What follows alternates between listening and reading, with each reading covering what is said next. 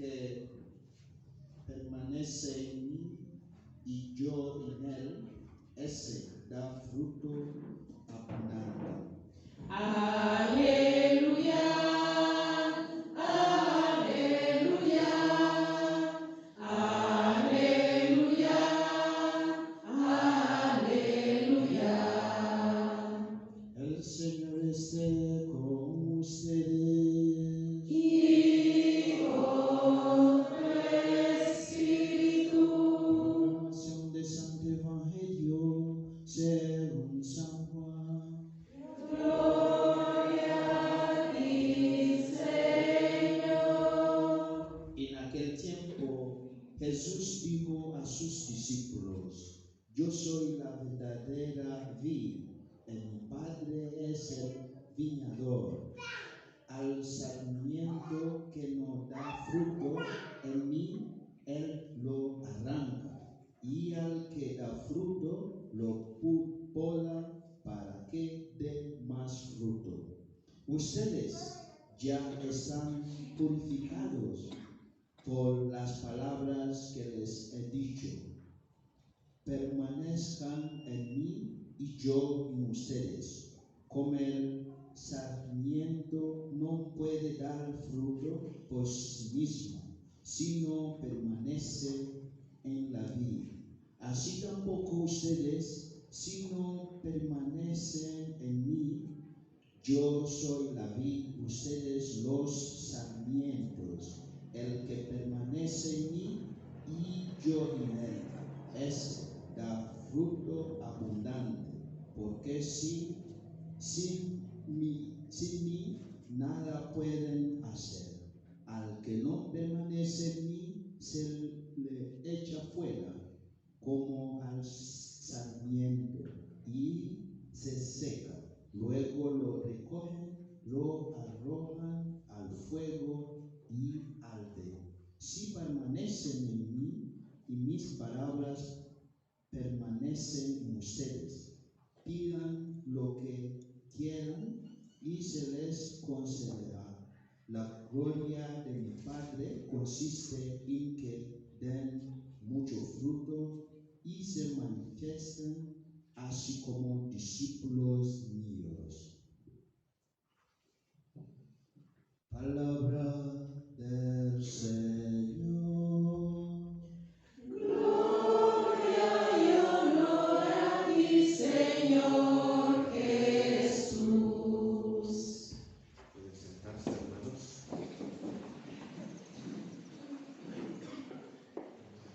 Si hiciéramos un ejercicio y les dijera a ustedes, a ver, abran su Biblia y lean el pasaje del Evangelio que el padre Vincent acaba de leer ahora mismo, y cojan un lápiz y subrayen la palabra que más se ha repetido hoy en el Evangelio. Nos llevaremos una gran sorpresa. Hoy se ha repetido en el breve Evangelio que acabamos de escuchar hasta 7 veces una palabra: permanecer, un verbo. Pero si hubiéramos leído el capítulo entero, porque hemos leído solamente un fragmento, unos versículos, los 8 primeros del capítulo 15 de San Juan, si hubiéramos leído el capítulo entero, se escucha muchas más veces, hasta 11. Pero si han estado atentos a la segunda lectura, que también es de San Juan, también se nos ha hablado de permanecer. El que cumple mis mandamientos permanece en mí y yo en él. Hemos escuchado. De nuevo aparece el verbo permanecer. Qué importante es permanecer. Lo contrario de permanecer es escabullirse. Y Dios nos ama tanto que nos quiere mantener cerca de Él. Porque estando cerca de Dios, no nos falta de nada. Por eso se repite tantas veces. También porque a veces somos un poquito locos, las personas humanas. Y a veces se nos olvidan las cosas pronto. Yo lo digo por mí al menos. Y algunas cosas se nos olvidan.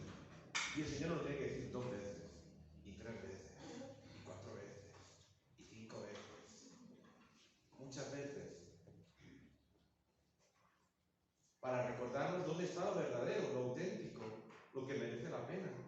Porque a veces se nos olvida pronto. Y a veces pensamos que nosotros llevamos la razón, que nosotros lo haríamos mejor. Y a veces, ¿qué hacemos? Nos separamos de Dios. Hacemos las cosas a nuestro modo, a nuestra manera, y así nos va. Porque no permanecemos en Él, permanecemos en nosotros. O permanecemos en el mundo. O permanecemos en tantas cosas que, en vez de beneficiarnos, nos entorpecen a la hora de alcanzar la santidad, que es la vocación a la cual todos hemos sido llamados. Y si ustedes han estado atentos, permanecer, ¿en qué modo está ese verbo?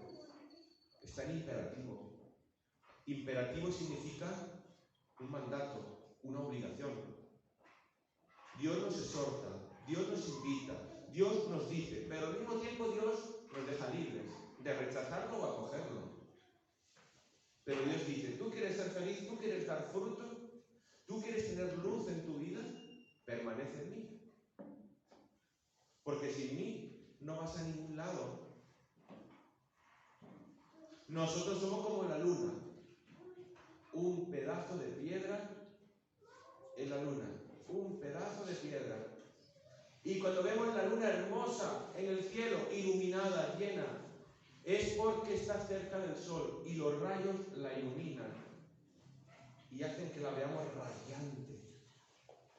Pues nosotros, como la luna, tenemos que estar cerca del Señor y recibir sus rayos reflejados en nosotros. Si no permanecemos en Él, no podremos ser iluminados, no podremos ser alimentados y no podremos iluminar, ni alimentar, ni aconsejar, ni ayudar, ni acompañar a los demás que tenemos al lado. El verbo permanecer significa otra cosa. Significa fidelidad. Fidelidad. El Señor nos invita a ser fieles, a perseverar, incluso aunque a veces las situaciones de la vida sean contradictorias. Y la vida, el cuerpo, nuestra mente nos diga, ve por otro lado, pero sé de quién me he fiado, del Señor. Por eso nuestra unión con Dios no hay que darla por su cuerpo, no hay que darla por supuesta, sino que tiene que ser cuidada. Algunos pueden correr el riesgo, no, yo ya soy de Dios, yo ya permanezco en Él, yo ya estoy en una comunidad eclesial de base, o yo ya estoy en el seminario, o yo ya soy padre, o yo ya soy religiosa. Yo ya puedo echarme a dormir tranquilo, que tengo ya los deberes hechos. No, error. Porque si te relajas, si haraganeas, puedes separarte de Dios sin darte cuenta. Es como aquel que está en un barquito y está cerca de la orilla, se echa a dormir relajado, pero poco a poco el viento y la marea lo ha ido alejando de la orilla hasta que se ha perdido en el océano y ya es difícil encontrarlo. Ha perdido el contacto con la tierra firme, con lo necesario para la vida. Así que Dios no nos va a lanzar al mundo para que vivamos sin Él hasta que Él vuelva, no. En Dios, dice la palabra, nos movemos, vivimos y existimos. Y el hombre está íntimamente unido a Dios. Y ay si no lo estamos. Tiemblen. Dense cuenta. Porque todavía estamos a tiempo de enmendar el error. Porque dice Jesús, sin mí no podéis hacer nada. Sin la gracia de Dios no pueden hacer nada. Por eso hoy se nos habla de la vid. Jesús utiliza ejemplos prácticos. Jesús utiliza ejemplos básicos de la sociedad de su época. La gente llana, sencilla, como acá en Intibucá, se dedicaba a la agricultura o se dedicaba a la pesca. Y Jesús utiliza esos ejemplitos para que la gente entienda mejor el mensaje. Y la vid es la planta de la uva. De ahí sale la cepa. Y de la vid, que es el tronco, salen las ramitas, que son los sarmientos. Por eso dice, vosotros sois los sarmientos, yo soy la vid.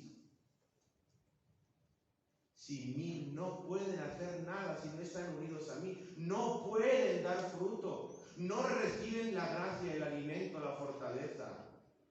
¿Qué le pasa a esas plantitas que están ahí delante del altar, tan bellas y tan hermosas, tan olorosas y tan llenas de color, que fueron cortadas a lo mejor ayer? Ayer estaban unidos al tallo, al tronco, y ahora las hemos puesto en agua para que estén más fresquitas y duren algún día más. Pero estas plantitas que están tan hermosas y tan bellas, mañana o pasado o al otro, estarán las pobres podridas, caídas, incluso olerán mal, habrán muerto. Todavía están vivas. Yo no entiendo de jardinería ni entiendo de todas esas cosas, pero a lo mejor todavía se pueden injertar en algún tronco, no lo sé. Depende de la planta que sea. Todavía se puede hacer un milagro, todavía hay vida. Por eso dice hoy el Señor que la vid tiene que ser podada. Ojo que no es lo mismo ser podado que el sarmiento esté cortado del tronco, no es lo mismo. Podar, tenemos que ser podados todos. Y a nadie le gusta ser podado, a nadie. A mí no me gusta ser podado, pero a veces necesito ser podado. ¿Y ser podado qué es?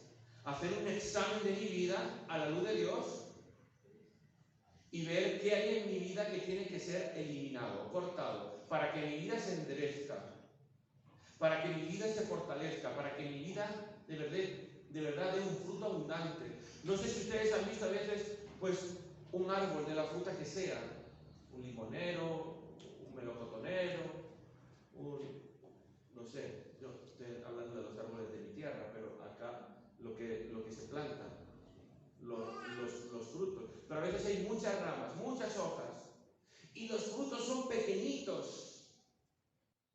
Incluso uno los prueba y dice, eso no sabe a nada. Pero enseguida viene el jardinero y empieza a cortar ramita, y deja solamente 7 o 8 ramitas. Al año siguiente van a salir unos frutos maravillosos y sabrosos, muy grandes, pero van a salir menos, pero va a merecer la pena. Y para que dé fruto abundante ese árbol, para que dé un fruto bueno, de calidad óptimo, ha tenido que ser podado. Se ha tenido que quitar lo que le quitaba la fuerza a las otras ramas para que llegara el buen sustento, el buen alimento, la savia que va por dentro de las ramas. Tenemos que ser podados. Ustedes han cortado a veces una rama de un pino o una rama de algún árbol y han visto salir un liquidito del árbol. A veces, coloquialmente hablando, se dice, por lo menos en mi tierra, cuando se corta una ramita de un árbol y sale ese liquidito, se dice, el árbol está llorando. Le están saliendo lágrimas al árbol porque se le ha cortado un trocito de sí. Pero a veces es necesario que nos corrijan, a veces es necesario que a tiempo nos den una buena reprimenda. A veces es necesario que nos digan, hermano, no va por el buen camino. Eso que usted está frecuentando, eso que usted está viviendo, eso en lo que usted se está asentando, no le hace nada bien a usted ni a su prójimo. Corte por lo sano, por el bien suyo, por el bien de la comunidad, por el bien de su familia, por el bien de su trabajo, por el bien de tantas cosas. Y si usted o yo somos humildes, sabremos dejarnos aconsejar y optar por el buen camino, aunque a veces nos duela, pero es necesario. Por eso no es lo mismo ser arrancado que ser podado. Podado tenemos que ser todos, arrancados espero que ninguno. Porque dice que aquí, a los 2 o 3 días, el sarmiento arrancado, ¿qué pasa? Se le echa al fuego para hacer tortillas. Ya no vale para nada. ¿Y qué significa el fuego en la Biblia? Bueno, también significa el Espíritu Santo, pero significa sobre todo el infierno. ¿Queremos vivir cerca de Dios o queremos malograr nuestra vida? Por eso, el Señor nos quiere purificar para que demos fruto. Y el Señor quiere que agarremos nuestra cruz sin miedo, con valentía, sabiendo que en ese árbol que es la cruz, injertados en él, daremos fruto abundante. Lo malo no es ser podado, sino desgajarse de esa vid. Sin Dios no somos nada. Y al igual que por el sarmiento de la vid corre la savia, igual nos ocurre a nosotros con los sacramentos. Fíjense, otro ejemplito. Ya hemos hablado del sarmiento y de la vid. Vamos a hablar de los sacramentos. Hay 7 sacramentos, ¿no? Los sacramentos nos dan la gracia de Dios, nos dan el acceso a Dios, nos hacen ya degustar el cielo en la tierra, la vida eterna, nos hacen vivir en la claridad de Dios, en la santidad. Pues las raíces del árbol son como si fuera esa gracia que va por todos los conductos del árbol. Ese árbol, ese tronco es la iglesia. Y de esas ramas salen frutos que son los 7 sacramentos,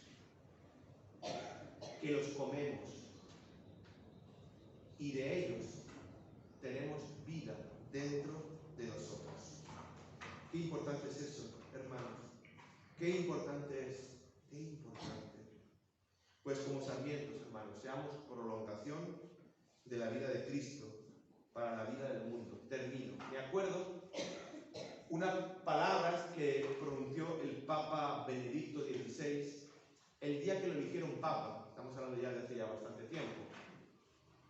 Y él, en su primera homilía de Papa, dijo: pido al Señor ser un humilde trabajador de la viña suya. Un humilde trabajador. Al mismo tiempo que somos sarmientos, que tenemos que estar unidos a la vid, al mismo tiempo el Señor también nos invita a ser jardineros. Porque el Señor nos ha dado a cada uno de nosotros responsabilidades con el hermano que tenemos al lado. Y si vemos a un hermano que se ha desgajado de la iglesia, que se está enfriando, que se está alejando, nuestra responsabilidad es agarrar a ese hermano con amor y preocuparnos. ¿Qué te pasa? Visitarlo en su casa, ver qué le ocurre e intentar que ese hermano no pase más días así, porque si no pasará como ese sarmiento, se secará. Ir prontos al encuentro de ese hermano para llevarlo de nuevo a la iglesia, para encajarlo dentro de ese tronco que es la iglesia, para que reciba la fuerza, la vida. Así que el Señor también, en cierto modo, nos ha hecho jardineros, jardineros de su iglesia, para que trabajemos con humildad y sencillez. Que al fondo y al cabo es lo que hizo en la primera lectura Bernabé. ¿Han escuchado lo que ha pasado? Pablo se acaba de convertir, es su primer día de cristiano. ¿Se imaginan ustedes su primer día en la escuela? ¿Se acuerdan o no de su primer día en la escuela cuando fueron? O su primer día en la iglesia, o por ejemplo, imagínense que alguna vez han metido la pata hasta el fondo. Es una cosa de la que después se han arrepentido. Y han venido a la iglesia. Y a lo mejor alguno de ustedes ha pensado: uy, ¿qué van a pensar de mí los hermanos de la iglesia? Después del fallo tan gordo que he tenido. Se van a reír, me van a señalar, me van a juzgar, me van a murmurar. ¿Qué va a pasar? Y a veces vamos con miedo, dudas, encajaré, no encajaré. Pues con esas mismas dudas iba San Pablo. Y aparece una persona que es Bernabé, que da la cara por él ante la comunidad, porque muchos cristianos se creían que la conversión de Pablo era una mentira, era como un jueguecito que había hecho él para infiltrarse dentro de la iglesia y descubrir dónde estaban los cristianos y seguir matándolos, persiguiéndolos. Y gracias a Bernabé da la cara, testimonia que Pablo se ha encontrado con Cristo, que es verdad. ¿Cuántas personas en mi vida, personalmente, y supongo que en la de ustedes, ha puesto Dios cuando hemos estado débiles, flojos, cuando hemos estado pasando una dificultad, cuando hemos estado en el filo del alambre, y esa persona ahí nos ha dado el apoyo, el sostén, ha dado la cara por nosotros, como ha hecho hoy Bernabé con Pablo? Pues aprendamos de esa actitud. En el fondo es caridad, es amor, es misericordia con el hermano, no creernos mejores que los demás, poner en práctica la palabra del Señor, estar injertados en su iglesia. Se lo pedimos al Señor con confianza, que así sea. Amén. Nos ponemos, hermanos, de pie y vamos ahora a confesar la fe de la iglesia.